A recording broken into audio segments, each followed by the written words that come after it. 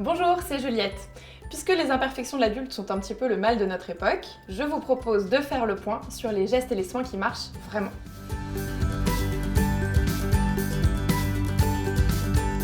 La première chose qu'il est très important de comprendre, c'est que les imperfections de l'adolescent ne sont absolument pas les mêmes que les imperfections de l'adulte. À l'adolescence, c'est généralement lié à des bouleversements hormonaux et c'est surtout très souvent corrélé à une peau grasse, donc à un excès de sébum. Alors que chez l'adulte, c'est plutôt lié à des bouleversements hormonaux liés à la prise de contraceptifs. Ça peut aussi être très lié au stress, surtout quand les imperfections apparaissent sur la zone de la mâchoire. Et en tout état de cause, d'une part l'inflammation est plus forte et d'autre part la cicatrisation est moins bonne. Donc le cercle vicieux s'emballe, il est bien pire qu'à l'adolescence et il est très important de comprendre qu'il ne faut surtout pas utiliser des produits destinés aux adolescents puisque le problème n'étant pas le même, il ne faut évidemment pas apporter la même solution et ces produits sont bien trop décapants pour la peau de l'adulte, ce qui finalement fait que la peau, pour se défendre, va réagir au contraire en développant encore plus d'imperfections.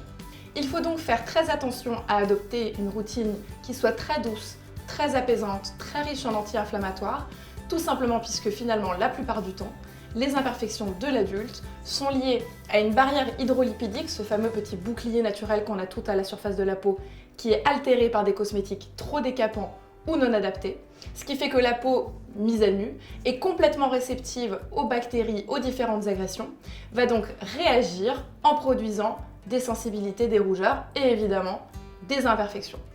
La première chose à regarder donc, ce sont les bases de votre routine. Le nettoyage, l'exfoliation et l'huile de soin. Pour vérifier que vous avez des formules qui sont riches en actifs antibactériens et assainissants. Par exemple, si on prend le double nettoyage, on pourrait imaginer se démaquiller avec une huile démaquillante qui soit très riche en huile de coco. Tout simplement parce que c'est une huile végétale qui est à la fois la plus hydratante, donc très apaisante, et la plus antibactérienne. Ensuite, je fais attention d'opter pour un gel nettoyant qui mousse certes, mais qui ne soit pas trop riche en savon, en détergent, en tensioactif, toujours pour préserver cette fameuse barrière hydrolipidique.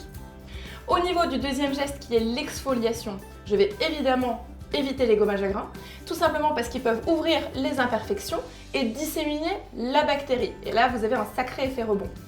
A l'inverse, je vais prendre un gommage chimique, et là, comme j'ai le choix entre plusieurs types d'acides, qui vont agir comme des petits Pac-Man pour décoller les cellules mortes tout en douceur, en tout cas beaucoup plus doucement que les grains,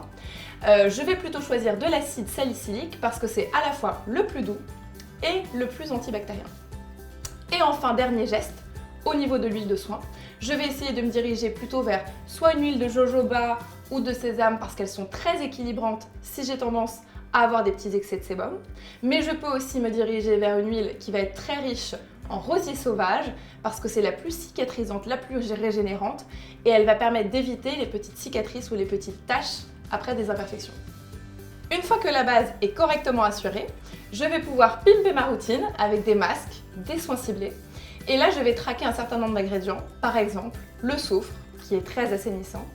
le zinc qui va permettre de réguler la production de sébum si j'ai une peau mixte à grasse, l'avoine qui est très apaisant, l'argile qui est purifiant, mais là je vais privilégier l'argile blanche parce que c'est la plus douce, l'acide salicylique, toujours parce qu'il permet de faire peau neuve et qu'il est très antibactérien, ou encore de la propolis pour réparer et pour cicatriser.